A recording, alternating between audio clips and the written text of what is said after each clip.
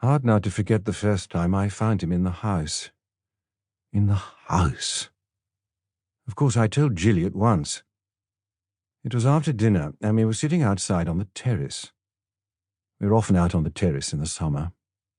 There's weeds coming up between the flagstones, but it's handy for the garden because I can still get down the steps to the yard, which is where I keep my pots and urns and bags of manure and such.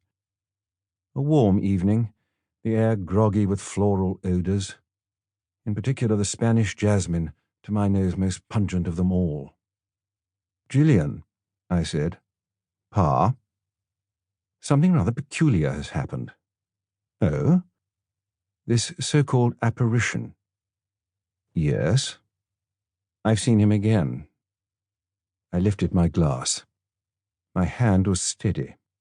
Rather discoloured, of course, all blues and purples, I am old, and spotted with blemishes and moles now, but yes, steady. The other one, my so-called apparition, he has to clamp his hand to the table to keep it still, and when he offers the fascist salute, the lifted arm will apparently tremble like a leaf in a gale.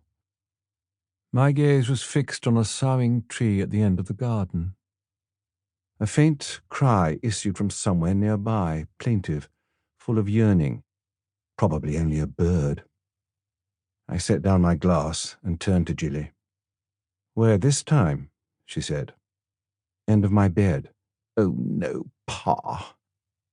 She rose to her feet, for this was new, and it rattled her. Christ alive, it rattled me.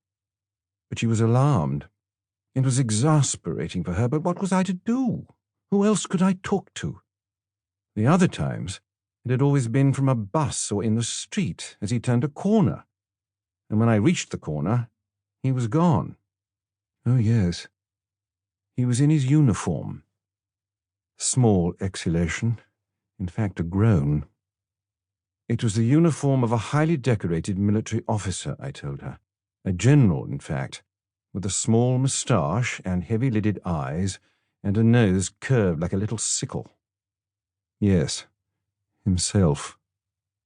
The fabric was green serge and considerably stained with sweat, blood, soil, feces, who knows what. The cap had a stiff peak and a foliated Spanish eagle in gold over 6-pointed stars, all tarnished and chipped. You see, I miss nothing. That is because I am a poet. Habit of a lifetime. So, fraying dark blue sash, badly rusted medals, red tassels, gold piping, various arm of service insignia, and cross muskets under a double bugle with a red diamond on each collar point. Riding boots, filthy, as though he'd come through a cowshed or a military toilet.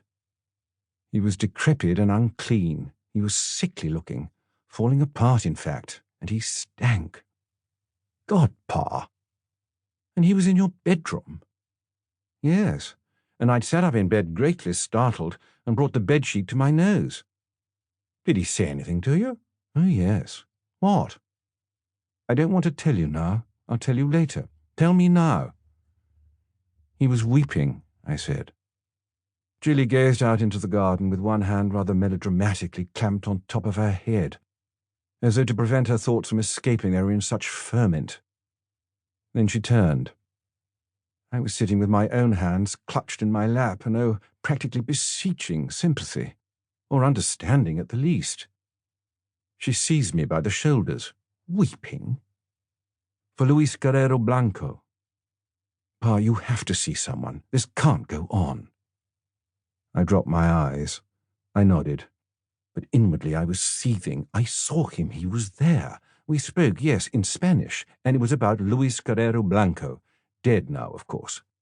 Close to the Generalissimo since the early days in North Africa, he told me.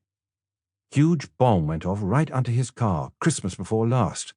Just after he came out of Mass, and some rich irony here, I thought. I mean, the very idea that that black soul might escape the fires of hell, I doubt it. The Basques did it, of course, Los Vascos. How they hated the bastard. And why? I asked him.